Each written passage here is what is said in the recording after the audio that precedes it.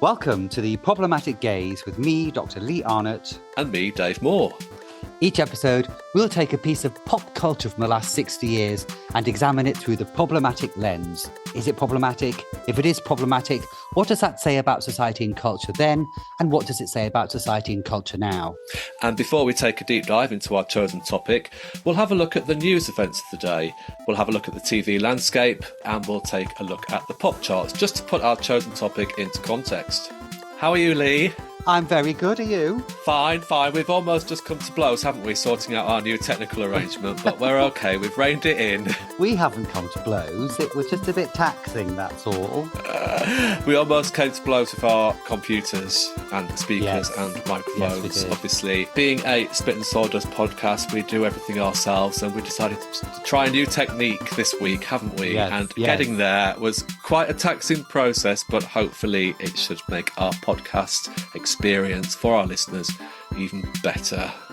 Yeah, I'm wearing headphones like a proper podcaster for the first time. It's quite exciting. Do you know, I listen to some podcasts sometimes and you can hear the producers in the background like giggling, and I think they've got someone there to do all the levels and press record and get all the sound right, and that, we need to get to that stage. Yeah, let's not get podcast envy. We'll get there at some point. In the meantime, we trundle on in the tradition of the best amateurs. Absolutely. What have you been up to this week? Not a lot. I'm slightly fearful that my house has been marked for Satan because your face is just horrified, because I found outside the front door, the other day, I think it may be that pigeon tale I told a couple of episodes back. Maybe it's come back to haunt me, because outside the door, there was a pigeon feather with the bones of a pigeon leg still attached to it. And it was like something had sucked the meat off the bones and just left the feather. And so it's either a fox has just left it, or my house has been marked for satanic worship. So you decide. Maybe it was your dog. Wasn't the dog. She sniffed it uninterestedly and then it moved on. She only likes real life foxes to attack. Oh. But I'm thinking more there's probably a black magic cult around here, and they've marked our house for death. So if I'm not here next week, you know why. What, in the deepest, darkest South London, there's a satanic ring? That kind of thing only happens in North London, darling. You're safe. It's fine. Well, yes, maybe it's pagans down this way. I'm not sure. Anything exciting happened in your neck of the woods? Do you know what I've been doing? Enjoying the sun. So last week we were talking about the weather, weren't we? And how it was absolutely brass monkey weather, and you could see your breath at night, and it was so cold, and Strictly was on, and autumn was setting in and stuff. This week, we've had like a refreshed summer. Yeah.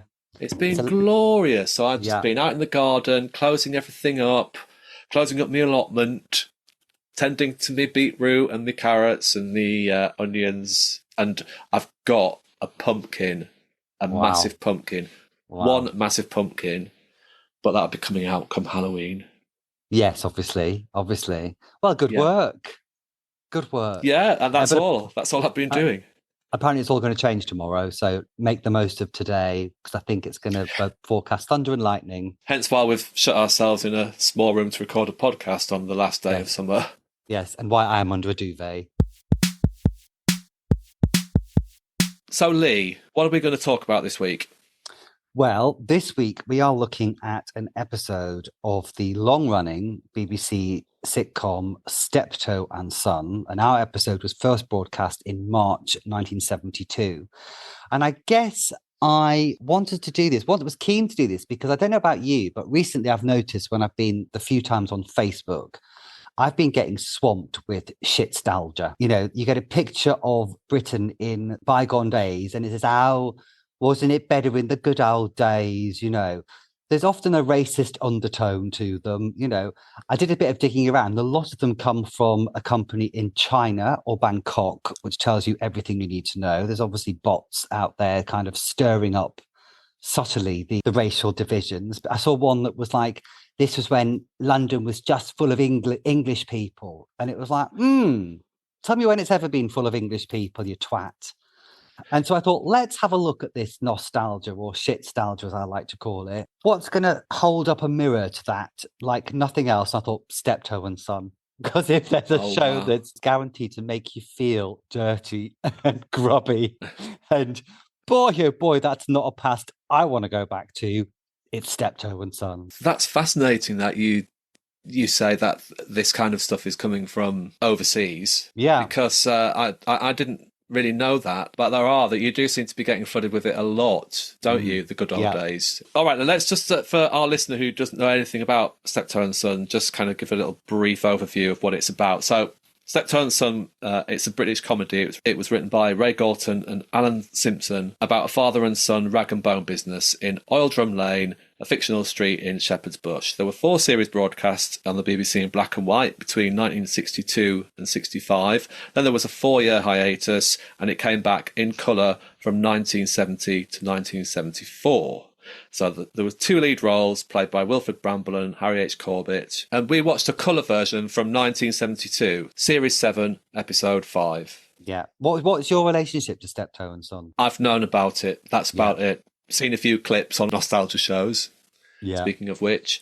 But that's about it. I know what the setting was, set in a scrapyard, multi-camera setup, about these 2 people who disliked each other but couldn't seem to separate from each other. Yeah, same with me. I knew of it. It's like one of those big hitter sitcoms for the 60s and 70s that kind of ingrains itself into the national consciousness and the culture of the country without you having actually just seen it. I don't think it would be the same for younger viewers, because certainly it was repeated when we were kids, I think. I'd watched a Christmas special actually a couple of years back at Christmas. I had a day of watching vintage TV Christmas specials and I quite enjoyed it. But like you, I just knew the bare basics of it. So it wasn't, I knew that the characters loathed each other. I knew that Harold was very much a social climber and a bit of a snob, and that Dad was very much a relic of the past. And this show seems a real relic of the past. The idea of rag and bone men, who, if anybody didn't know, used to go around neighborhoods, often with a horse and cart, gathering up rubbish. They've been around forever. The term is Victorian, rags for old clothes. Bones, literally, they would take your bones to sell to people who would use bones for various things. That's why they're called rag and bone men. They'd often collect any kind of junk that they would take, often back to a scrapyard where this particular sitcom is set. It's a real relic of the past that you just don't see anymore. You know, this is pre-modern Britain, if you like. Yeah, I mean, I remember, obviously we weren't around when this was broadcast first time round, so we've only ever seen it, it's always been on as a repeat. And I remember as a small child, my folks watching it, me not being interested in it at all, and thinking this is very much an old person's show. I didn't feel as though there was anything relevant to me or anything that I would want to watch in it. But actually, just having watched this one episode, there was a lot actually to be interested in. Okay, so before we go any further with Steptoe and Son, let's take a look at the news events of the day. So this episode was broadcast on the 20th of March, 1972. So that's what we'll look at. So, news of the day. Well, there's a piece of good news at the beginning of the year when Rose Heilbronn becomes the first female judge to sit at the Old Bailey. We're starting to get a slow creep of women into top jobs at this point. Was the Old Bailey where we filmed one of your videos once? Yes, it was. That's right. The Central Criminal Court of Justice. Yeah. Yeah. And then we got moved on, didn't we? Yeah, we got quickly shooed along, honestly. Felt really naughty. Felt really naughty.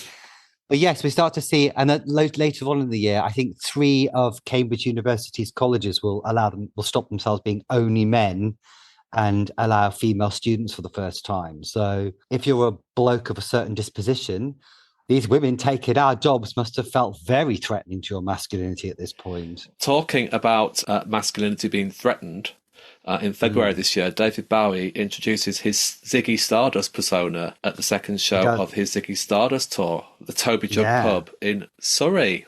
Talk about blurring gender boundaries. Absolutely. Good God, absolutely. But that whole glam rock, I suppose, I mean, Bowie often gets put in with glam rock, and he technically wasn't a glam rock act, but that whole glam rock thing is fascinating. You get these working class men from like Dudley and Birmingham and stuff, dressing in glitter and sparkles and sequins, and it's a really interesting little movement that happens to masculinity at that point. I think, and obviously, long hair on men has stopped being seen as something which is very challenging to masculinity, which it was like 5 or 6 years before. To grow your hair long was revolutionary if you were a bloke. And it stopped being seen as a sign of femininity by this point. So I just find glam rock especially interesting in terms of what was happening to versions of masculinity which were currency in the early 70s. It's really, really interesting. And Bowie obviously is at the forefront of that. This will be about the time when my dad was at university, and he grew his hair long. There's lots of pictures of him and his friends in the pub. I wonder if my dad had his hair long as well, and I wonder if there was a very much a trend at the time for facial hair, for beards and mustaches, and I wonder if that's a way of saying I've got long hair, but I'm still a bloke, and maybe there's a bit of that, maybe I don't know, but maybe there's a history paper in there somewhere down the line. I noticed, back to shitstalgia, that in January, it was announced that unemployment had got over 1 million for the first time. And that was almost double the amount that were unemployed when Edward Heath's government came into power less than 2 years earlier. So more than 1 million people were now unemployed in Britain. It's a bit of a grim year, actually. Northern Ireland is horrific at this year. The 30th of January sees Bloody Sunday, when British troops open fire on unarmed demonstrators in Derry. There's a horrific report that completely exonerates the British Army quite quickly afterwards. It's been thoroughly discredited since. It does nothing but exacerbate the tensions which are already at their height in the region. And 1972 and 1973 are the bloodiest years of the Troubles. It's just absolutely appalling. I think Bloody Friday will take place later on, when a number of bombs go off in Belfast at the same time. It's just absolutely horrific. Yeah, if you're in the province, it's dreadful. Gosh. Okay, so on the 28th of May, Edward, Duke of Windsor, dies of cancer at his home in France. So yes, a royal rebel, if ever there was one, I suppose. Also a bit of a fascist. Let's not go there. Bit of a fan of Hitler. So, something I've seen is that I've never heard of before. The Battersea Park Fun Fair disaster. 5 children die and 13 are injured when a haulage rope on the Big Dipper roller coaster snaps, causing the car to roll backwards and crash.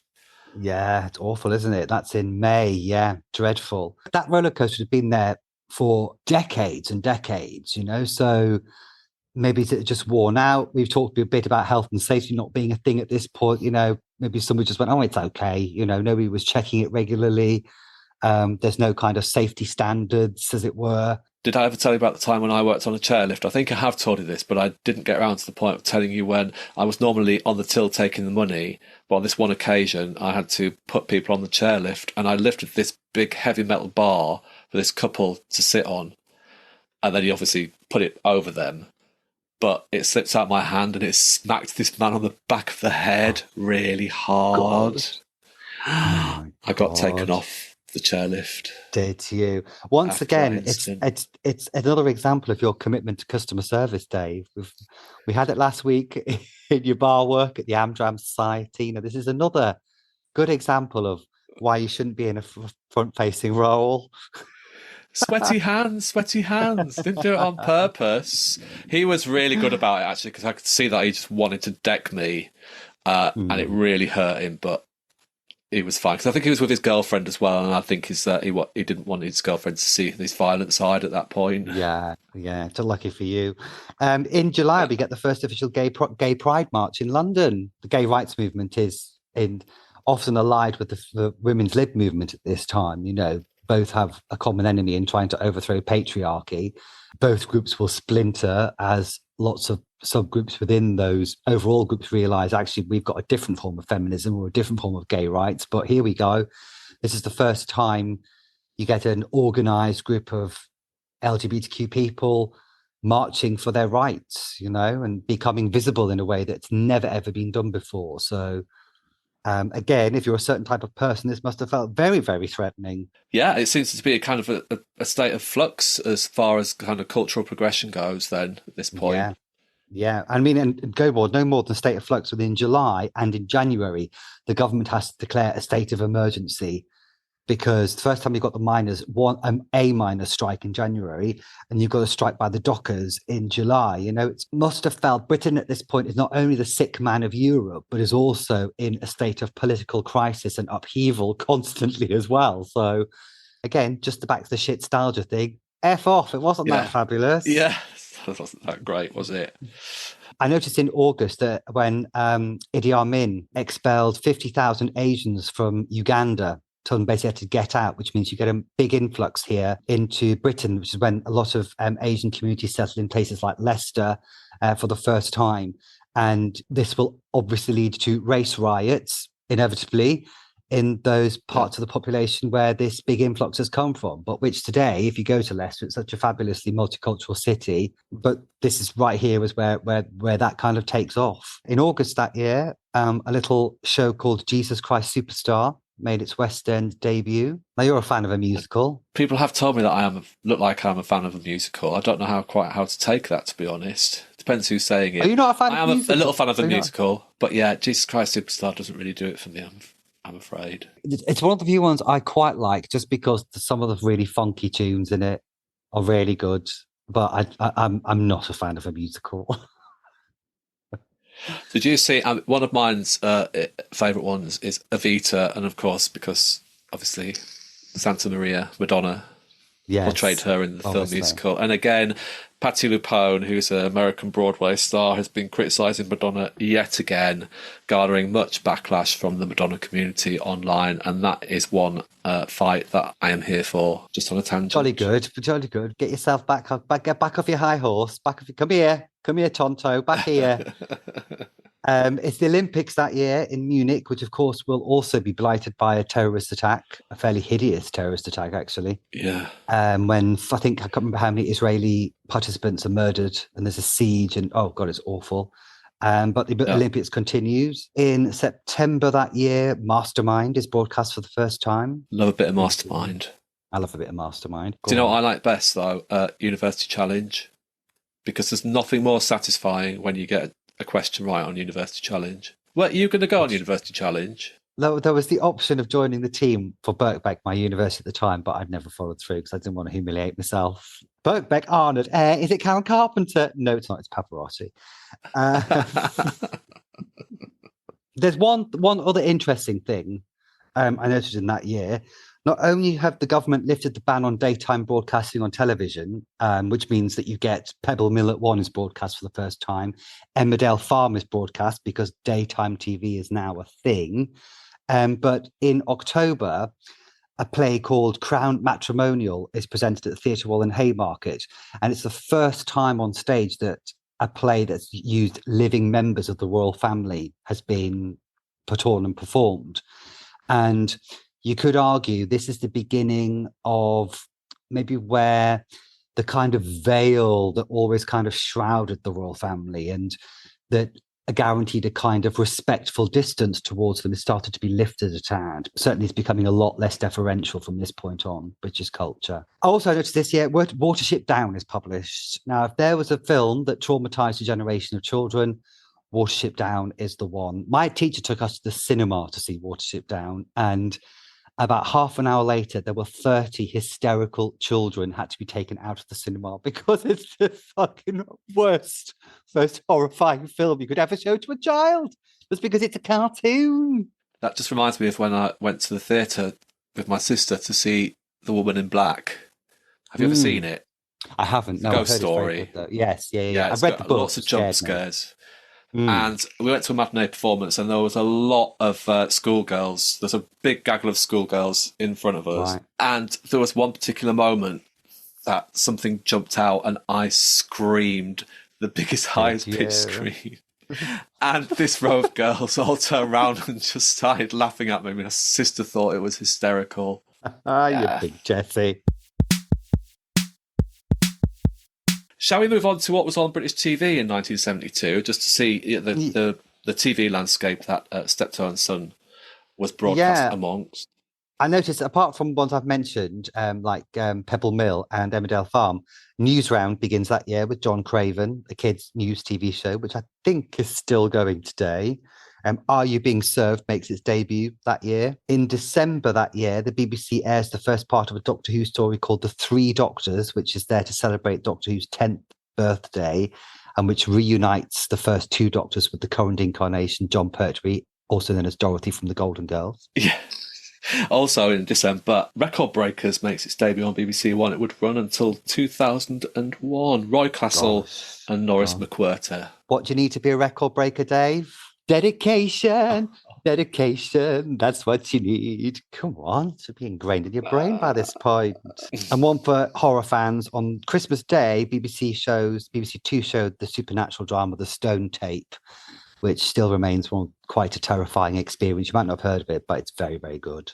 Notable debuts that year. Love Thy Neighbour began in April. We did discuss Love Thy Neighbour, but we didn't ever get around to recording an episode. That's the one about the white couple and who have a black family who move in next door. And it's rather racist and unpleasant. And Who Done It began that year, which is a murder mystery show, which I've always found quite fun. Just one more thing. Columbo debuts in the UK on ITV, even though it started in the US the year before. Columbo, a staple Sunday afternoon delight in our household. Never watched it. Some fabulous cameos in Columbo. I'm sure there are. No, it was just never. He didn't appeal to me at all. It was no Charlie's Angels, was it? Let's face it. So I'm always going to gravitate towards a glamorous lady, not a dirty man in a raincoat. Should we have a look at the music? Go to the top 40. Let's do it. Starting at number 40. Right, let's have a look. What was it? Well, the Bee Gees at number 38 with My World. Never heard it. Telegram Sam, T-Rex going down at number 36. T-Rex obviously being another one of the glam rock acts that were huge. My mother literally only went out with my father because he looked like Mark Bolan. I will parenthesis that with in her eyes. There's a lot of names here, but songs I don't. Labby Sifri's in the number 33. Smoke Gets in Your Eyes at number 32. Yeah, we're having to do quite a bit of scrolling past things because, a lot of this stuff kind of peaked quite early and then went away again. Olivia Newton-John's at number 21 with a song I've never heard in my life. Engelbert Humperdinck is at number 19 with Too Beautiful to Last. Just prior to that, number 20, I'd Like to Teach the World to Sing in Perfect Harmony. Oh, yes, of course. That was a Coca-Cola advert, wasn't it? Yeah, love that one. That will peak at number 1. Oh, my goodness. Oh. Okay, so 16. Speaking of the troubles that we were talking about in Ireland, Wings have got a song called Give Ireland Back to the Irish. Yeah, absolutely. Absolutely, all part of this that's going on. People are horrified by. There will eventually become exhaustion on the mainland, again putting in quotation marks, and eventually the government effectively puts a D notice on what the BBC and ITV can report, and they clamp down after Bloody Sunday, And there's a lot in the newspapers about how it's unpatriotic to be reporting things which are against the government, all this kind of stuff. I mean, political machinations with the media right there in 1972, 1973, let me tell you. So wow, that must have been a pretty brave record to put out, I've got to say. The Partridge Family at number 14. Chicory Tip at number 12, Son of My Father, a great song, I have to say. Never heard of it. One you probably, but you might recognise it when you hear it. Let's have a look at the top 10. Surely to God, there must be something in the top 10. Now, it does warm up a little bit in the top 10, I have to say. Got to Be There, Michael Jackson, number 8. Oh, well, speaking of... Mm-hmm. Well, let's gloss over that one again. Again, it's what we were saying about Michael Jackson. You kind of like get excited. Oh, a Michael Jackson song. And then you're like, Michael Jackson song. Oh, maybe not. Meet Me on the Corner, Lindisfarne, Gilbert O'Sullivan, American Pie, number 3. If there's one song I never hear again in my life, actually, if there's 2 songs I never hear again in my life, it's American Pie and Sweet Fucking Caroline. Really? It's quite controversial. That's a bold statement. I know. Whenever I hear the Sweet Caroline starting, it immediately just makes me go, makes me go, oh, Love Actually, darling. Oh, fuck off. Number 2 is Beg, Steal or Borrow by the New Seekers. Now, you might not know that, but that was our Eurovision Song Contest entry that year. And I think we were second place with that one. And number 1, oh, God. That's a bit of a dirge, isn't it? like this one without you. I must admit, I do prefer the Mariah Carey version, which again is very controversial opinion, but it's Without You by Nilsson. I love a diva. She's not top of my list, as we well know. Yeah, well, there we go. I'm sure for a lot of people that top 40 was thrillingly exciting, but not for us. Shall we do it? Steptoe and Son. Yes. Now, yes, we did watch this again. As I said, it was Series 7, Episode 5, broadcast on the 20th of March, 1972. So this was the kind of the second run of Steptoe and Son, the one after a 4-year hiatus, and it's in colour. We watched it on YouTube, didn't we? So what essentially happened in this episode? Well, basically, Harold has joined the local tennis club to try and meet some people of refinement, and his dad inevitably disparages him about it. And then Harold basically is having dreams and nightmares about his father, and basically goes to kill his father with a meat cleaver, sleepwalks downstairs to the kitchen, grabs a meat cleaver, goes back up to Albert's room, and is about to behead his father when Albert wakes up. Harold then goes to see a shrink who, and Harold recounts some various traumatic things that have happened to him, including meeting a new girlfriend and bringing his posh new girlfriend, played by the lovely Joanna Lumley, back to his house with her mum. Inevitably, Albert will show him up. They leave. And it turns out that Harold gets tranquilizers from his shrink, goes back to see his father in a blissed up state. And then he finds out that Albert has also joined the tennis club and is playing Christine at 4:30 that afternoon, to which Harold picks up a knife and says he's going to kill his father. End of episode. What did you think of this episode? Well, obviously this kind of is the continuation of this long-established central premise, isn't it? That the son, Harold, is continually held back by his aging father. Has got social aspirations to kind of ascend the working class routes and to make a better life for himself, but always gets thwarted by his father and ends up back there in this central relationship that he can't escape from, which is kind of a familiar comedy trope. So that's essentially the running gag of the whole thing, of the whole series. In general, I really liked it. I thought the writing was really sharp. I thought there was some really good setups, really good jokes, really good payoffs. Funny. I laughed out loud on a couple of occasions. I just thought it was quite gentle. There was nothing apart from one glaring thing I thought that was could be seen as problematic these days. I thought in general it was a kind of gentle paced, character driven, funny, sharply written, and well acted. Yeah, me too. I really quite enjoyed it. There were, as you say, there are some elements which are just super interesting. I think one of the things, if I may start, first of all, let's mention the theme tune, another classic theme tune done by Ron Grainer, who also did theme tunes to Tales of the Unexpected and Doctor Who. The opening scene when they're playing badminton over in their junkyard, in the actual yard of where they live, and the shuttlecock just drops in a big pile of horse shit. I really chuckled. I really chuckled at it. It was so. Yeah. Do you know what? This was so scabby. It's just so dirty. It made me feel dirty watching it. The set is fantastic. You can smell the set. It's so dirty and so grubby, and it's just, oh my God, people were living like this. It's astonishing, really. I was really struck by how much class and snobbery are the through line to this show, and also to a lot of other shows that we've talked about, like Man About the House. You mentioned class always gets mentioned, and when a posh character is introduced into these environments, the inevitable comedy of errors which follows from that, and this was another really good example of it. And as you say, Harold is a real social climber. And the humour comes from the fact that he's constantly thwarted in that effort by his dad, who's basically just trolling the fuck out of him, isn't he? His father. They hate each other. This episode is called Loathe Story. I thought their hatred was so visceral. It was you could sense it, couldn't you?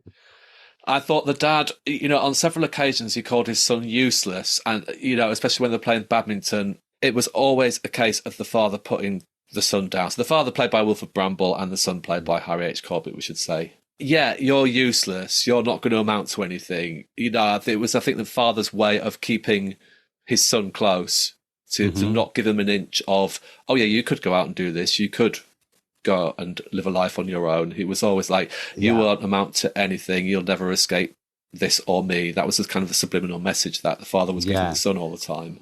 But there's also the sense that the father is clearly terrified of being alone. If Harold did actually go out there and make it and doesn't want to be alone, it's clearly very, very selfish, But this class thing is that Harold talks about how folks there are very refined, and when Bunty, John Lumley, and her mum come over, he's asked his dad to make cucumber sandwiches. That's a real shorthand for posh, isn't it? A cucumber sandwich. But Harold's just put them with two massive chunks of bread, aren't they? Were just like slapped in. Yeah. I thought the posh character, so the upper class character, was deliberately the mother was deliberately unlikable, performed as unlikable, written as unlikable, etc. This isn't something that we should really be aspiring to. Snobby. Well, it's like the first in the first episode of Man About the House, the same kind of posh characters. The posh characters are always there as figures of fun and to be poked at and derided, essentially. And things like when Albert he says, "Would you like some sherry?" They offer sherry, and then he gets them into like specimen glasses from the hospital. When he tells the mum to like park your bum on that chair. There's much hilarity at the vulgarness of it, and there's a lovely little telling point about that whole thing about tea, when Harold gives them a cup of tea and says, the milk's already in, I'm afraid. And that comes from the idea that the rich had their crockery was of sufficient quality that you could put the boiling hot tea in first and then the milk in afterwards. But if you were common, you couldn't afford the crockery, so you had to put the milk in first to cool the tea down. So, and there's still a little bit of do you put the milk in first or afterwards, and the milk in first then was seen as common because your crockery would smash if you put boiling water straight in. That's a real... I didn't see that. Yeah, that goes back to the Georgian period, so that's a real... The elements, the tendrils and fingers of class are so ingrained in this, and so ingrained in a lot of British telly at this point, and the snobbery that inevitably comes with it. Yeah. Okay, Harold goes to the therapist after he's had this kind of sleepwalking event with his father where he almost chopped his father's head off with a meat cleaver while he was asleep. Goes to lie on the therapist's couch. What did you think about the therapist and the way therapy was portrayed in this show in 1972? Well, first of all, the therapist was an actor called Raymond Huntley, who, fact fans, was the very first actor to play Dracula on the stage in the 1920s, I believe. Had a very long, distinguished career. At the same time as this is being broadcast, he's also seen on Upstairs, Downstairs, playing a very posh lawyer. Yeah, the therapist sequence, it's the kind of cliche, isn't it? Someone's lying on a couch, therapist with a pad. It turns out the therapist is drawing pictures of boobs for some reason, because boobs are funny. And he keeps asking questions at the beginning about his mother's breasts. Did your mother have big breasts? Did she? It was all a bit weird. Yeah. I did notice there was some little bits about Harold being gay, which were a little bit. So the shrink asks him, "Are you a homosexual? Are you a homosexual?" And to which Harold replies, "You're looking to get a crack round the ear hole." And then the shrink says, "Do you always overact when your masculinity is being questioned?" And Harold says, "I'm not overacting. I just don't like being called a brown hatter, that's all." Now, I've never heard the expression brown hatter for a gay person. I've never heard of a brown hatter. And I kind of was struggling to know what it alluded to. The only thing I could think it was alluding to was an extremely graphic, unsavoury image in my head about what that could actually mean. Yeah, me too. I couldn't get my head around it at all. And I've come across some terms in my historical research for historical gays, like swarthy buggerantos, and stuff. But a brown hatter, no. And then he says, the shrink says it's nothing to be ashamed of. And he says it is where I come from. And Yeah, the audience are finding this hilarious, and that Harold's sexuality is being questioned is a source of hilarity. yeah. I couldn't help but thinking about Wilfred Bramble at this point, who had been Mhm. caught cottaging in the toilet in the early 60s and had a little whiff of scandal about him, in which he always, always, always pushed back against, said he was Yeah, repulsed and disgusted at the idea. But yeah. that This is kind of the thing dad, never isn't it? ever, yes, that little suggestion about his sexuality never left Wilfred Bramble, and his story is a bit tragic, actually. What did you make about the whole therapy section? I did. I just wondered about. I thought there were some really funny bits in it. Yeah, I was like laugh out loud moments. Obviously, the whole I've been referred to as a homosexual in a negative, had a negative slant to it, which I found a bit uncomfortable. But in general, I found the scene quite amusing about how the therapist obviously doesn't really give that much of a shit about no, what he's saying or what he's doing, but actually, it kind of it gave a real insight into this character, about the character of the son, Harold. He had a little flashback to being as a kid being left outside the pub on the rag and bone carriage while his father went drinking and then got carried out the pub, yeah. etc. And he was just I left mean, to essentially be with a bag fair, of coke and a bottle of coke and a bag of crisps. Like we yeah, all were to at be one fair, point, weren't yeah, we? exactly, which kid was not left outside a pub by their parents in the early 70s with a bottle of Coke and a bag of crisps, and it was Yeah, fine. yeah. And then yeah, and then it flashed back as well to, well, no, it didn't flash back, but he recounts his experience of the war, which I thought Yeah, was yeah, quite interesting. yeah. I mean, it's again, it just shows how close the war was at that point, because Harold is young enough to have the war is sufficiently close enough for Harold to have fought in it, to have taken part in it. Yeah, It just struck me the other day. I was watching the Bee Gees, a video on YouTube or whatever, and the Bee Gees then was closer to the war than it is now. Like the Bee Gees now is 50 years ago, but when the Bee Gees were singing, the war was only 35 years ago, and it was like, oh my yeah. god. So I mean, the war still has a huge resonance, especially at this point in time. You might argue that it's still got too much of a resonance in this country, maybe. Yeah. But certainly in the Oh mid yeah, 70s. The good old days Yeah, when we had a yeah, war, wasn't it yeah. When there brilliant? was a Let's go war back to on, those there's a days. war on. Yeah, yeah, absolutely. Yeah, I was just struck by how scabby it was, and the denouement.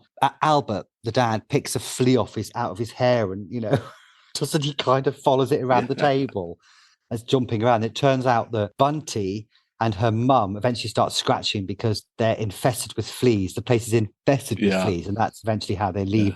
yeah. Albert says, "Well, she brought them in a fur coat." It's like, Yeah. Yes, I um, just want to talk about Wilford Bramble and his get up because the dad is supposed to be he doesn't wash, he doesn't see the point in having a bath because you want to get dirty again. He's got really rotten yeah, teeth, which I wondered if they were his real teeth, but actually apparently he had a set of dentures in real life, yes, normal dentures, and then yeah, got his dentist to make a set of scabby dentures for him. I yeah, did feel as yeah. though his clothes were a little bit clean, a bit costumed. I felt like they could dirty the clothes, and I wonder if that was a kind of television thing where everything's a bit cleaner and crisper. When this was in black and white, it Yeah. was probably looked a lot more grubby than. But bear in mind that the vast majority of people will still have watched this in black and white, because the population that has a colour television at this point is tiny. The huge majority of people would still be watching this in black and white. Can we just talk about the gorgeousness who is Joanna Lumley? Where was she I at mean, what stage was she in her career at this point? she has just filmed, or she's just about to film a Hammer called The Satanic Rites of Dracula, where she plays Peter Cushing's granddaughter, Jessica Van Helsing. She's filmed a film with Ava Gardner that doesn't get released.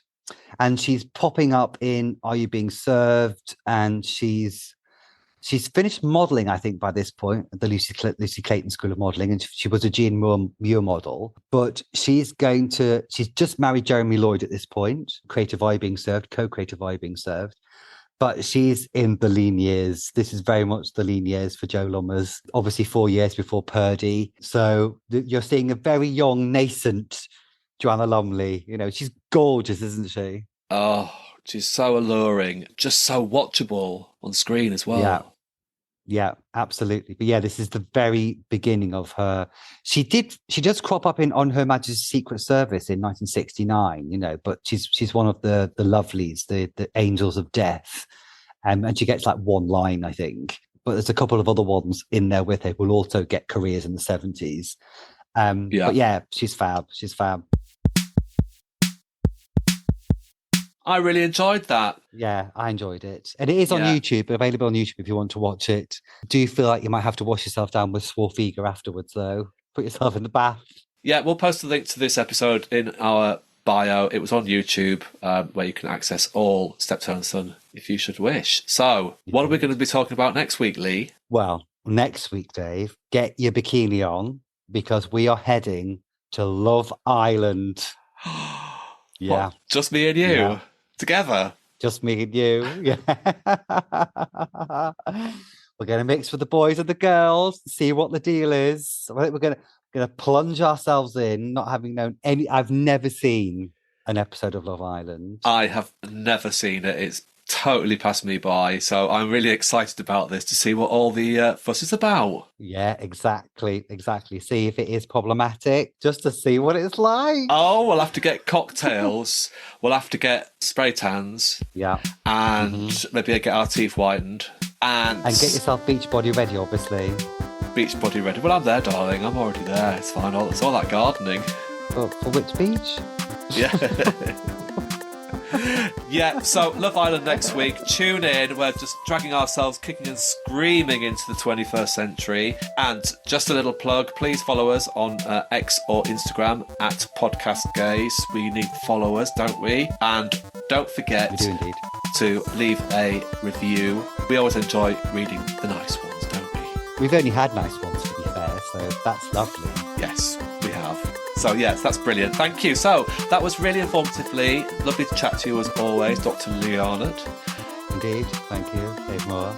Until next week, get your bucket and spade, love. We're off. We're off. Yay. We're going to Ibiza? Love Island. Or wherever. I don't know. Yeah, I don't know where it is. Bognor.